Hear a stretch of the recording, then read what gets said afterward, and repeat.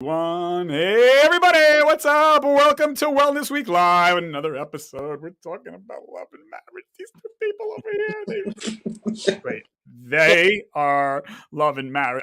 I don't know if I'm allowed to even sing the Frank Sinatra song because you'll get sued for even copyright infringement. So I can't say love. Don't do that. Anyway. So, Kara, Dan, thank you for coming on Wellness Week Live. How you guys doing? Good. How are you? Good. Yeah. It's funny. I wanted to have you guys on, as I was saying off camera. This world with so much negative news. The world is burning. I'm like, is there any happy news out here? No. So I was like, no. We're having people on that have successful, happy marriages. Now I get it. Nothing's perfect, but you're one of the few that I know of that have a happy marriage, a good marriage, and in a way that's beautiful, but in a way it's kind of sad. It's like, damn, but it's beautiful, and we should celebrate you and so many others that have a successful, happy marriage. Because if you believe the CDC, 50% divorce rate out there, 51%. So the odds aren't good. Like I always tell people, would you get on a plane that had a 50% chance of crashing? You wouldn't. So the fact that you guys have a happy marriage and a successful marriage, I revel in that. I'm happy for you, and I want more people to hear about good marriages. And so we're going to get into it. What are some of the things that make a good marriage? And particularly for your marriage. But so let me ask you guys this. Now we know each other, full disclosure, we're friends, but how in the short story, how did you guys meet? Dan, don't answer it. Let Kara answer. He has to answer. Oh, it might be a long night for this man. Go ahead. Do we want PG or R rated? Yeah, this is a family show. I understand. It's not quite like that. Actually, believe it or not, I met Kara through a friend of hers. Unfortunately, at that time, neither one of us were looking for anything. I was actually going to meet her friend, who happened to be an ex-girlfriend of mine. Okay. And we happened to meet up at the Ale House, and I was going to meet up with her to, you going on a date, whatever. Going to just meet up with her and hang out with her. I wasn't out to meet Kara at that point. And we happened to be in the Boca Ale House, and she introduced me, and I had heard about her before once before with her in another job that she worked at. And you heard of Kara before? I heard about her, through this person, and I just sat down at the Ale House table and I just looked at her. She was in a baseball cap and a Yankees baseball cap and a T-shirt, and simple. And it wasn't like this place where you would be like thinking to meet somebody or anything like that. Just an odd place, an Ale House, shooting pool, drinking some drinks, eating some fried food, just out for a Friday or Saturday evening, whatever it was. Laid back. Yep. And I looked at her, and the rest of the Ale House went away. I mean, we just talked. I don't think I ever got back off the table to talk to the person I was supposed to be there with. Was she there, by the way, the other person? She was standing at the end of the table while me and Kara were talking, and I just got absorbed. It sounds like a movie, like when everything seriously, like parts, and it's just like you're in that tunnel. I was either heading for the convent, or trying to switch for the other team because I was over it. You were kind of just like, I'm not looking for anybody. No, I wasn't. Hold on. But Kara, you were there to meet just friends. Yeah, we were just going to shoot pool that night and have a couple of beers. But not with Dan. Dan just happened to be there again. I had no idea he was showing up until he walked in. Yeah. Wow, that's movie stuff, right? Like serendipitous, just and I know you guys a long time, but I didn't know it was like that. Like you felt like just everything kind of essentially just went silent and parted, and it was just you guys. That's so cool. Yeah, it was. It was really cool. It was a very similar to that theory of a tunnel vision. Yeah. Just really saw her. She was actually sitting next to her sister, who I had known for a long time before I even met Kara. And we just talked, and from there things snowballed over the next few weeks, and that was it. That was the beginning of what we have.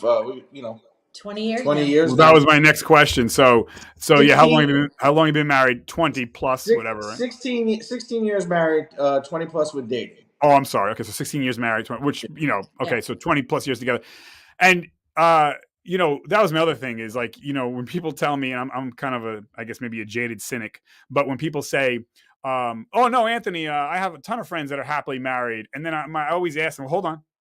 are they married more than 10 years? And usually, I hate to say this, but it's like, oh, no, they're only married 5 months. Of course they're happy. So if you want to impress me, be married 16 years and happy. Be together 20 years and happy like you guys. That's impressive. Not, of course, presumably you're going to be happy. You've been married for a month. You know what I mean? Like, you hope, Yeah. So in the honeymoon. Yeah. Correct. So I'm always not impressed when people are like they're happy for 1 or 2 years. Like that's why I wanted to have you on also, because you passed that 10-year mark, and they say that the 10-year mark is the time when most people will get divorced or things start breaking down and not working out. So I mean, you guys doubled that essentially, and so that's really impressive. And I wanted to also, so you tell me what you think about this. So, and I alluded to this early on. I understand nothing's perfect. I mean, I'm not sitting here raising you guys up as no one's perfect. Only God's perfect. So I'm sure you have your bickerings and your things and stuff like that. Oh, yeah. So I guess, yeah. So what do you think about this theory that I have? Marriage is like a coin. On one side, it's just you have it or you don't, which is what you were talking about. That you're just there and everything worked. So one side is magic, the other side is work. I mean, would that be a fair assessment or no? Yeah, you have to pick your battles, Anthony. We're gonna get on each other's nerves, but you have to. You can't focus on the small stuff, right? You love each other, I guess, despite it. Like, absolutely, it almost makes you stronger to have some friction. Although obviously you don't want to have only friction because that's a toxic marriage. But right, correct. I mean, we have moments where we may not see eye to eye at the beginning, but we talk through it, and it's always full circle. We come back around and we're good. Right. I had actually posted something on Facebook, I think it was today, that marriage is not two people, marriage is three. And I would highly state this anywhere to anybody at any time. It's me, it's her, and it's God. Right. Without intervention of a higher power to level off my hot-headedness or to help her speak up when she's a little more quiet or whatever the case may be, that each of us have that little bit of a difference. Yeah. There's got to be an interjection. There's got to be a common ground, and right. faith is one of those things. Yeah, I agree with you. I think whoever is married and right, having that triad, right? It's the partner and then God, the partners and God, or husband, wife, and God, whatever. But yeah, having that commonality, that's something that's higher than you, that Correct. It's not just you're not just dating, it's more than that. So let me ask you this. So then my other question is that, so what's one of the things that makes your marriage work, aside from, yes, love is important, but what would you say? Maybe it's the faith. I don't know. What's one of the things that you would say, yeah, that's the thing that is a big part of why we work out? What would that be? Faith and communication is the top. Us guys are bad about the communication, but if I don't tell him he's upsetting me, or he doesn't tell me, that he's unhappy with something, I won't know. We won't be able to fix whatever's bothering you. Messy. Yeah. Now, would you say that men are not as good as communicators as women, generally speaking, or no? I don't know. Oh, absolutely. Every man I've ever come in contact with, it's that giddy macho attitude. Yeah. Men. Yeah, it's tough, right? That you have to pull out of them. But when it's necessary, he does well. Yeah. The day-to-day, he's like a clam. But when Anthony was born, and we went through all those trials and whole situation, right? We were able to get through that by communicating. For me, telling me how scared and upset I was. Right. Him telling me how angry he was. And it wasn't pointing fingers. It was just how venting. We moved forward, and he had to learn that it's not what you say, it's how you say it, especially when it comes to me. Right. Because I don't like being barked at. Right. I grew up with 4 sisters. Yeah. I don't, but we have both grown in that way in the past 16 years. And do you find that, this might be rhetorical, but so do you find that nobody wants to have difficulty in their marriage? Nobody wants to have a difficult time in a marriage, but do you find that brought you together, going through those tough times of your son and other situations that has happened in your marriage, do you feel like that has brought you together? Absolutely. I mean, I would say, we started off, love, communication, all that stuff as far as making it work is huge. Honesty from the start is huge. Being an open book, being able to tell each other about your past and your future and your plans and what you want to be, those were all huge. But Anthony, for us, I would say we were married 4 years when Anthony was born. And the circumstances were so high, just so high as far as the level Very. of anxiety and stuff, that being able to be there for one another and learn that quickly on the fly Right. was Huge. again something that comes from a higher power. I mean, Lord chose us to give us this child the way it was, and to go through the trial that we had to go through for that first 6 months and that first year, to bring us closer together. And I would probably say Anthony's birth was probably one of the things that really sealed the marriage. I think at 4 years, there was no looking back. There would be no communication issues. There would be no divorce. There would, we're going to still have those pluses and minuses on bad days, good days, so on and so forth. But it really focused us on each other, and then, of course, our children. Yeah. And you mentioned that, and again, nobody wants to have something bad happen. But the fact that you guys, were vulcanized and welded through that, in a situation like that happened to your son, that can do one or two things to a marriage, right? It's going to either Yeah. bring you Yes. closer, or it's going to divorce you. Correct. And it's scary too, because presumably before Anthony, right? You're a childless couple, before you're first born, and you're still in the kind of honeymoon period. And wow, your firstborn, first birth. This is a joyous occasion, and that soon turned dark, and that has got to be very, very tough Yeah. for new parents. And Sure. it's such a test to this, a young couple like yourself, and that's got to be scary, because it's not like this was your fifth or seventh kid. This is your first out of the gate, and this is what you have to go up against. It's some dire Correct. stuff, and that breaks up a lot of families. So that's Oh amazing. yeah, and we were afraid. Be totally honest with you, we were afraid. We didn't know what was going to happen. I didn't know what was going to happen with Anthony, and I had no idea what was going to happen with him. Right. But I chose, Yeah. as shaken as my faith was at that moment, I chose him to partner with through this. Yeah. I could have easily just put my hands up, And people do. and he And could have done the same thing. He could have said, "Hang on, this is not what I signed up for." oh yeah. And by the It's a way, make or break situation. Simple as that. right. And I don't, obviously, I'm glad you guys, were stronger for it and you went through it. And I would not blame anybody for breaking and running away, because not everybody has that, whatever you want to call it, that gumption, that spine, that blessing, that nerve to do what you guys did. I mean, like I said, I don't blame anyone for cracking and not being able to handle that. It's something that it's a rare, big test for, again, young couple at the time, and you're having your firstborn. And so that was my next question is, well, I'm going to jump here, but okay. So, children. So children are a blessing. We understand that. So do you think that having children, you have two, do children make a marriage better? I'm sorry, not better. Do children make a marriage, I guess, easier, harder, somewhere in between? Because again, they're blessings. We understand that, but children, what's the, They do they make, change a marriage. They change a marriage. they change it. Okay. They change the and dynamic. and it's going to be for the good if the marriage is good, or it's going to be for the bad if the marriage is bad, Right. because it's now a third person, a fourth person, fifth person, a mouth to feed, somebody to take care of, somebody to be responsible for, other than yourself. And you have to be selfless. That's what I'm looking for. Yeah. Selfless.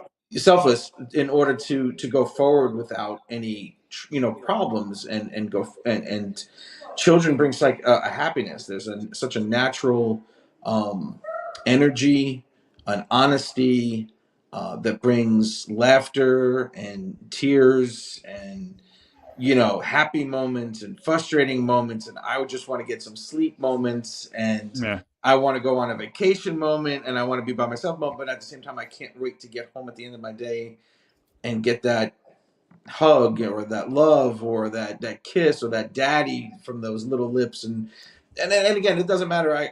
One's 12, one's 6. They both mean as much to me coming through the door as they do from the day one to today. I think Kara's in the same boat, you know. Right. And so you feel Yeah, like you gotta be solid before a baby comes into the you be picture solid within your marriage, within your or as marriage. best you can be. Right. Yeah, I mean, trust me. I mean, I was begging for Anthony a year in, Right. and 4 years later, Yeah. And we you were had him, and it makes you work with your partner. right. It makes you try to figure it out together. It's not just, and I'm not trying to be a feminist here. It's not just the woman's body. It's, Right. Right. Right. I understand. it's we're doing this It's a together. team. It's Right. a team effort. Yeah. Right. And whether it's their education or if they're going to play sports or, whatever the case may be, we're doing this together. The We may not lockstep. agree on every single thing. Right. Like he will not own a motorcycle until I Not am when he's living at home. in my And Dan heavenly or place. Anthony. Both. Neither. Oh, They're okay. not allowed. They can go 200 miles in a car, but not on a motorcycle. That's right. Okay. But we're two different people coming together with Right. two different ideas and two different ways of that we were brought up with similarities. But you saw Debbie's house; it was a mausoleum. My mother's house was not. Yeah. My Everyone's different. mother's house was lived in.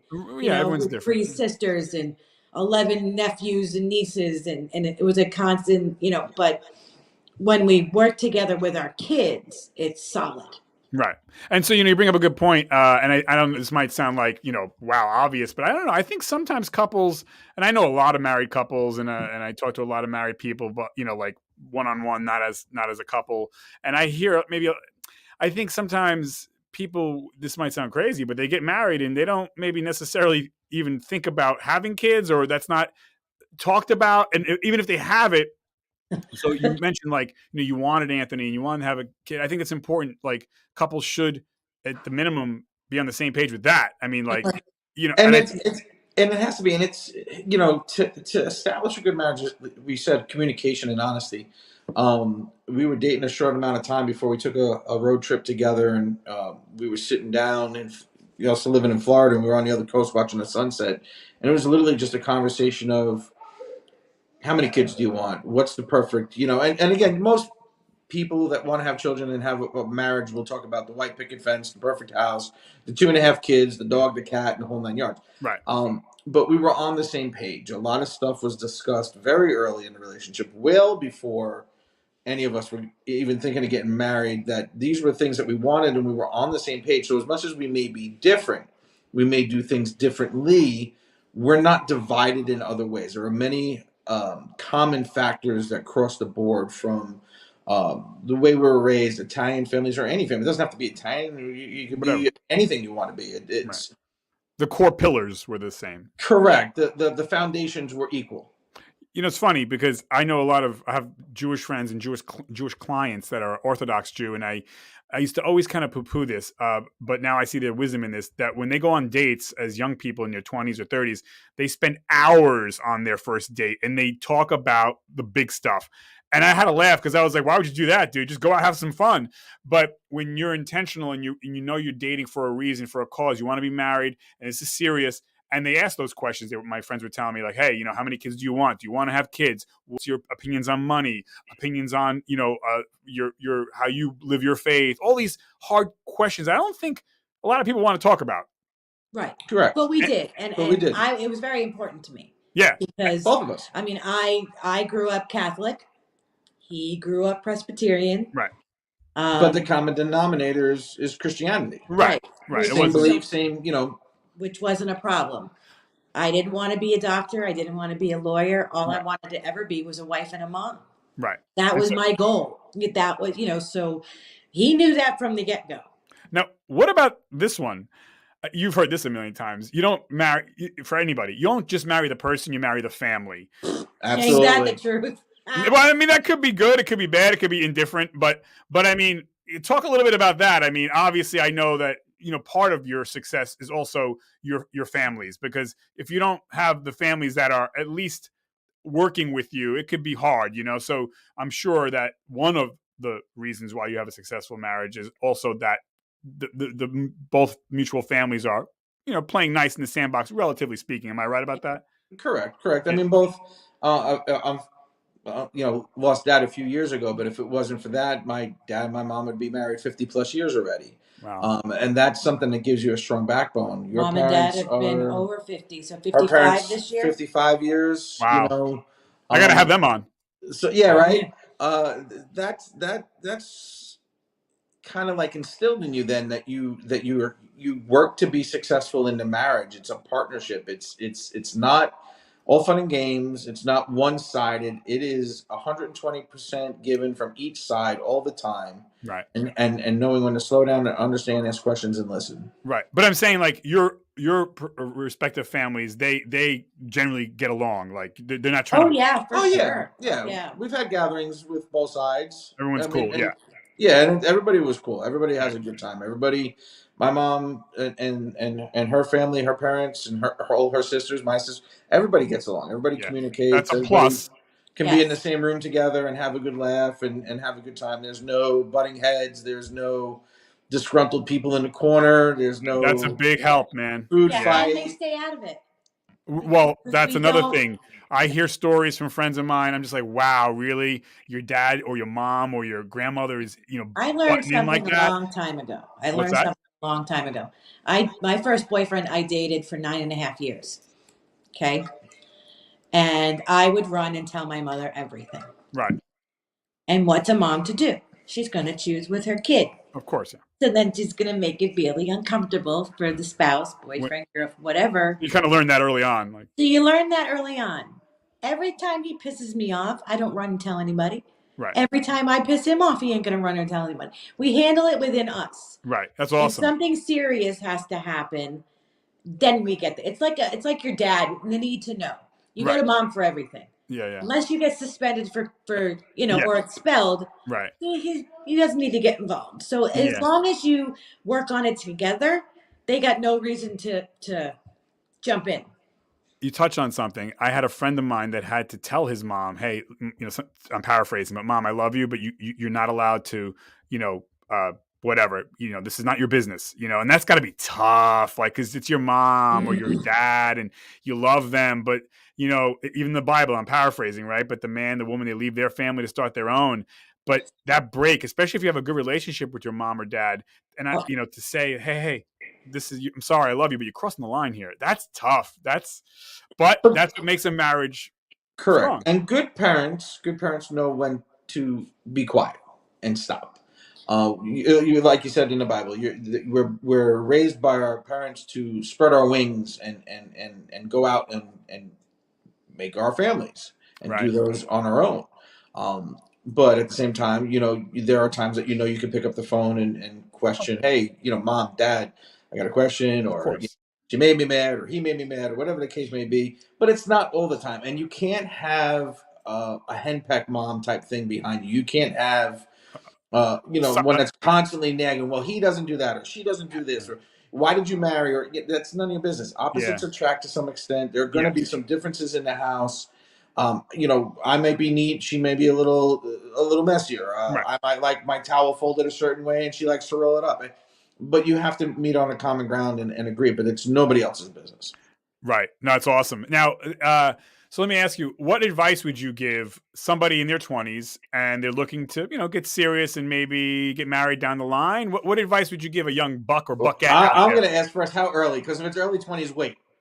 I'm sorry, what? If it's early 20s, wait. I would say for most people, I mean, unless you got lucky enough to meet the high school sweetheart and you were homecoming king and queen and went to college together and were able to get married at 23, and and it does happen. I'm not saying that it doesn't. But it's rare. Yeah. It's it's rare. rare. For the rest of them, I think you need to wait. You need to experience some things in the world. You need to go out and have some fun. You need to party, Date some hang people. out, date a few people, the whole nine yards. But I think a mid to later 20s is a better time. As long as you've done a lot of the things we've previously talked about, communicated, lived a little, know what you're looking for. Dating is That's very that important. one thing. Dating is knowing what you want and what you don't. And if you don't make those mistakes and failures and heartbreak, you'll never know what you want going forward. And you have to overcome those issues and make sure that you don't go backtracking on them and fall back into ruts and bad patterns and keep accepting the same stuff over and over because you think that's all you're worth or that's the way it's supposed to be. And then there's this other side of it too. There's bad parenting or bad families prior to. So they're used to seeing that in their house. Well, it was okay that mom was put down by dad all the time, so I could be that way. Or dad was never home, so I don't have to go home, and my wife's just got to take care. It's knowing what you want and what you don't, and overcoming those things that could hinder you in the future in a relationship as far as long term. Yep, well said. Yeah. I mean, Kara, what Oh about no, second no, that? I totally agree. Yeah, You got to know, you got to know what you want first of all. Because like I said, I wasn't career oriented. I didn't want to, I didn't want to go to another college. I didn't. I wanted to be a mom. yeah, I wanted to take care of my house and my husband. That's what I saw my mother do until right, her 40s when she cleaned a house every once in a while, just for extra cash. My dad busted his butt when he retired from the police department. He did everything from tile to, painting houses to doing landscaping. He did what he had to do to right. Provide. raise four girls and his wife. And, I lucked out in my department with him because Right, he busts his butt so I could stay home with these kids. Not a right. lot of people are in that situation, so I don't take it for granted. But as Yeah, long as you know what it is that you want, right, then I wouldn't say no to a 23-year-old getting married right. if she dated this, the same schmuck I dated, for 9.5 years. You know what you want, you know what you don't want. Yeah, And if you it's happen funny. to find it, I mean, I knew I was going to marry him 2 weeks in, Wow, Stop, she did that. he's got that je ne sais quoi. What can I right? tell you? What can I tell you? But yeah, and you mentioned that too, and I think, and again, I know there's exceptions to the rules, but you touched on this. Knowing what you want, and I think that kind of expands to what is my role? What is your role? What is the person's role? No matter, it doesn't matter, right? What do you expect from me? What do I expect from you? And it goes back to communication. And I think sometimes people don't do that. They get caught up in the lust or the money or the fun, and then it's like, hey, we didn't have that conversation. Now you're married, and now it's like, oh, I didn't know that, or we didn't communicate that. And so I think in some ways, tell me what you think about this. In some ways, I think it's harder for modern day single people about to get married or modern day newlyweds. It's harder because roles aren't so clear like our grandparents, or our parents, where it's like it was clear. Woman stayed home, man went out. Now, I have friends that are both doctors. I have people that are both cops, people that are both lawyers, whatever, people who are both teachers. It's like, and the roles are kind of murky. It's like, so now we're both bringing in the same amount of money. We both have the same goal, but you have kids. Like, so yeah, it's interesting you touched on the roles. Like, what you wanted, Dan knew what he wanted, you were both on the same page. I Right. think And that you're saying. that's very important. That's very important to be on the same page because I knew what to expect out of him and Right, he knows what to expect out of me. right. Do I shrink his clothes? Yeah. Hey. Sometimes I do. Do Yeah, I not take the laundry out of the dryer and make him go and get his socks every couple of weeks? Yeah, I yeah, do.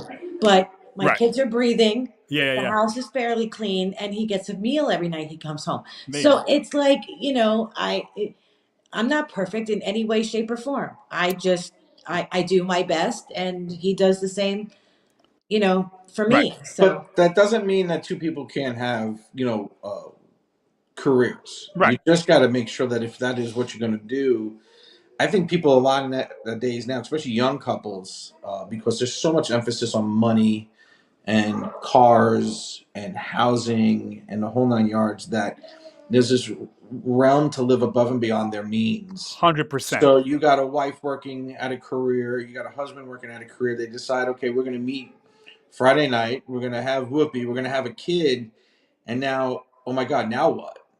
Well, you Right. stay home. No, you stay home. And you can't do that. You have to, when you're ready for those things.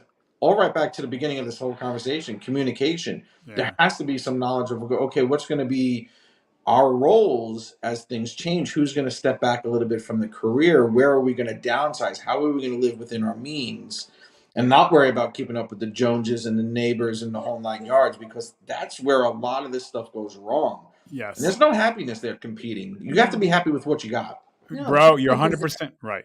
Anthony, I was making great money when I was pregnant with Anthony. I worked up until the day I delivered. Wow. The day I delivered, and I made great money. Right. We could go to Naples, Do whatever, right. do whatever we want. We didn't have to worry about anything. And then, we had to give up a car Right. after Anthony was born. I wasn't making any money. Right. So you sacrifice for the good of the family, but I never put him down for that. Right. I never, because it was something he did to provide for his circle, and I'm blessed that I could stay home. Right. Not And a that lot of was people can. and you right, and you talked about that prior. You understood that. I think Oh, that's yeah. where couples get into trouble. That's not discussed because it's not romantic. It's like, I don't want. Yeah, well, it'll work out. Oh, Like, I didn't care. I didn't care. I told him I wanted to be a mom. yeah, I want babies. no, that's yeah, and I think I'm surprised that more people don't have those discussions. I think it's because it's uncomfortable. It's like, we'll just it'll work out. You got to talk about. You have to If understand. he wasn't the right one, he would have walked away, Anthony. Right. You know what I'm saying? And the other thing too with current and these younger kids, they don't know how to communicate. No. You watch what Oh. walks around out there with They're their doing this all tablets and day, their yeah. phones. Yeah, it's in front of them 24/7. We went out. What did we go out for? We went out for our honeymoon, Our anniversary. our anniversary a few weeks ago. And we sat down at a table and we put our phones away. Other than my kids calling us and going, "How much longer are you coming home? So what are you eating?" That type of stuff. But we had a conversation. We talked, and we watched another couple sit down next to us, literally across the aisle. Yep. And if one wasn't on the other phone, the other one was, and there was no conversation. There was no talking, and I didn't know if I should feel bad for one or the other. Like I almost wanted to invite somebody over to my table. Like, you guys really need to be separate, Yeah. It's sad. That's a big problem. Oh, 100%, and I think we're losing a generation to the simple thing of human connection, and I worry about your kids' generation and even people in their 20s now. It's like, like I said, yeah, I see that too at restaurants and stuff. You wonder, it's like, they have I hope it seems like they have a facade of a relationship. It's not even real, and I hope I'm wrong. I hope, but yeah, you see a lot of that. Now, by the way, we're at a half hour. I mean, if you have a few more minutes, we can keep going. I wanted to cover a couple. If you have to We're go, fine. I respect. The kids are being good, so we should be okay. Yeah, we're good.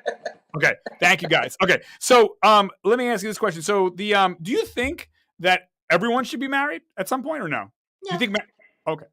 No, because some people aren't built for that thing. I knew what I wanted from a very young age. I knew I wanted to, have that, the sanctity of marriage. I knew, being brought up Catholic, it was a sacrament. That's right. Padre Santo Spirito Nome. You know what I mean? So but it might not be for everybody. I know a couple of my sisters tried to get married. They've been married a couple of times and it didn't work. Right. But if you know the person from the get-go and you're willing to take that leap, go for it. If you're not, I mean, if he would have been scared away when I told him I wanted kids, then he wasn't the right one for me. Correct. Right. And I would have moved on. Right. I mean, we did have to compromise. She wanted 10, we got 2. Hey. No, I'm kidding. But yeah, no. And marriage isn't for everybody. So, you have to know it. You have to feel it.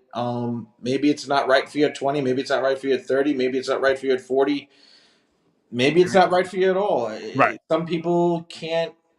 I got a friend who he likes his space. He doesn't want to be tied down. He likes a relationship, but he likes to not have to answer the phone and cater to or talk to or whatever the case may be. He still wants to be. He's independent. He wants to be single. That's fine. Yeah. Yeah. And it's not that he has to be out gallivanting and messing around. He just likes not having that responsibility. Right. It's unfortunate because I think our culture sells us, though, this bill of goods. It's like, no, you're a loser if you don't get married. No. Without saying it. But same thing about having babies.